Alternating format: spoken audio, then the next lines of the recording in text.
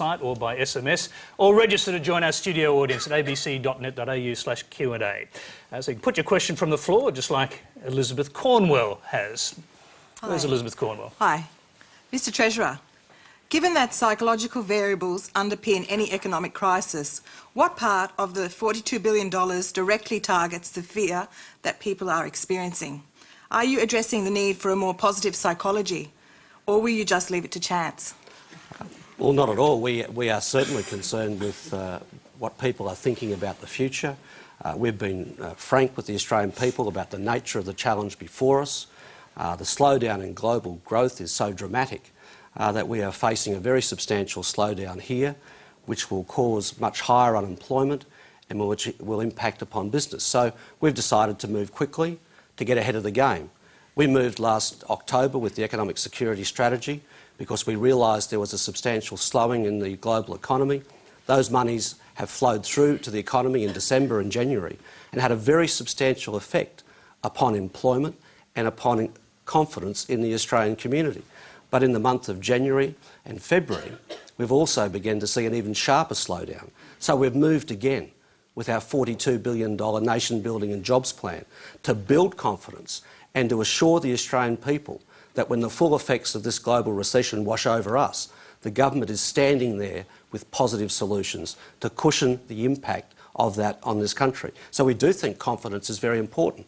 And that's why we were so disappointed, frankly, with the attitude of the Liberal Party and the National Party in both the House of Representatives and the Senate. It was the Labor Party, the minor parties and the independents that voted for this package. This package is backed by the Business Council of Australia, the Australian Industry Group, the small business organisations, the union movement, community organisations, church and charitable organisations. Wouldn't it have been fantastic if last week in the Parliament, all of the Parliament had supported this package, because that would have given Australia even more confidence that we were dealing with this as comprehensively as we possibly could. OK, you can ask that rhetorical question, but that question was about fear, and we actually had another one that went along the lines.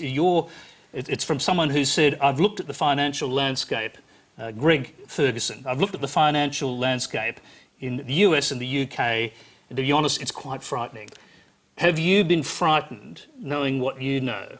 I've certainly become very concerned given the outlook that I've seen personally in the United States with what I know is happening in China. And that's why the government moved early, got ahead of the game. That we particularly took on board the advice of the IMF last October when we put in place the first economic stimulus package, and we've certainly been taking the advice of international organisations that are dealing with this problem.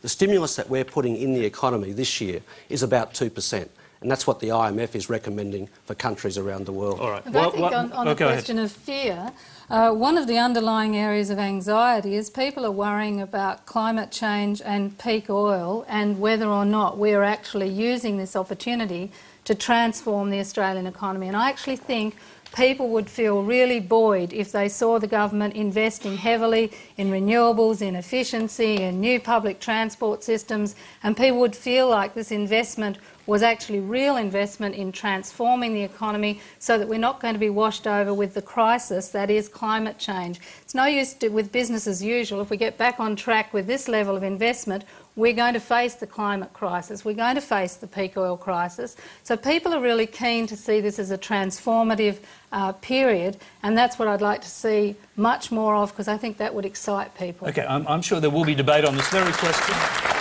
One moment. While we're on the subject of the stimulus package, and we'll get everyone to respond to this next question, it comes from Morris Rappaport.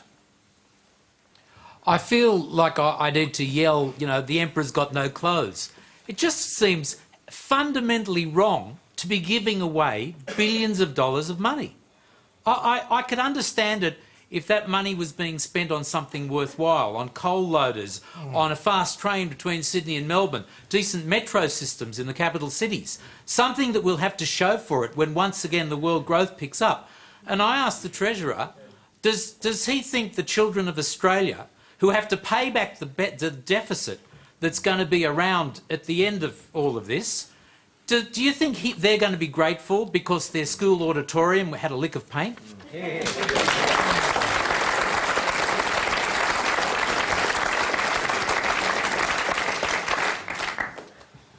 I think that the children of Australia will be very thankful for the fact that the Australian government acted to do something about such a sharp contraction in demand, which, if left unattended, would cause very, very high unemployment and all of the social damage that goes with that.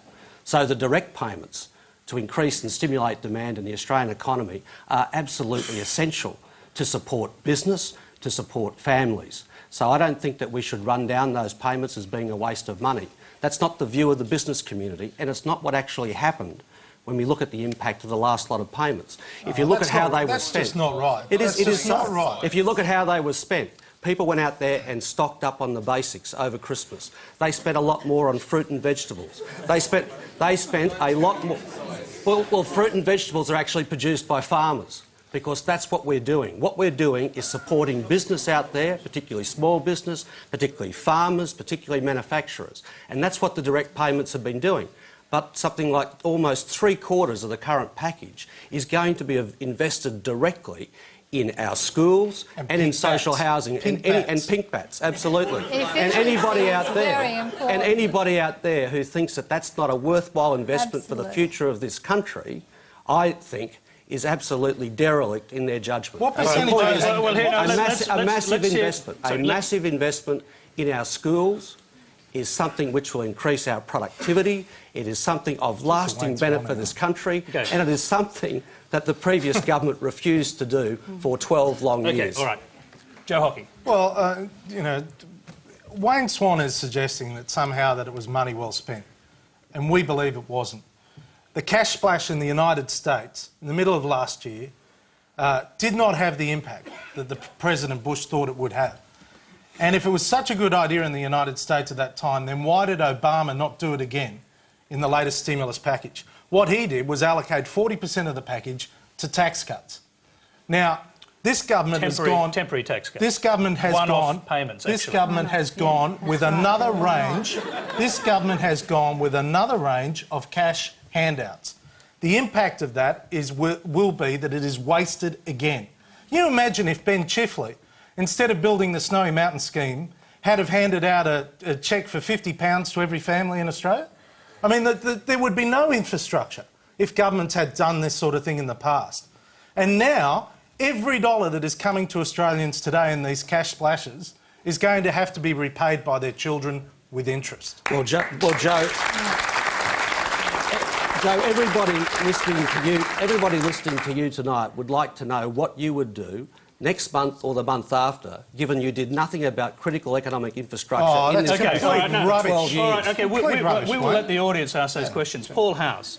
Well, Joe, I'd love you to come down and meet my members who make those pink bats and meet my members in the glass industry who face a very real prospect of unemployment in the coming months, because those facilities were going to close down in the southern suburbs of Melbourne.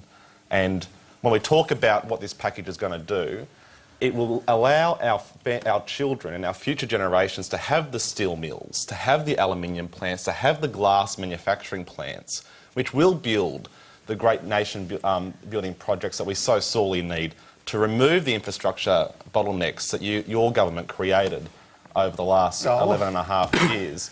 And, you know, when you look at the state of our infrastructure in this country and the fact that we wasted 11 and a half years of not getting rid of those bottlenecks, of not building intermodal transport hubs, and the fact that our steel industry and our aluminium industry is on the brink of destruction, the only way that we're going to be able to keep those industries alive in the short term is to stimulate immediate demand through quick delivery of infrastructure projects like school halls, like pink bats in roofs, which will keep those plants open, and when we have the big projects into the future, we'll be able to produce the goods for them. You would expect a trade union leader to say that. Okay, your members. Sorry, Joe Hockey. I'm going to interrupt because you say that, and I would like now to hear from business. I want to hear from Kate Carnell.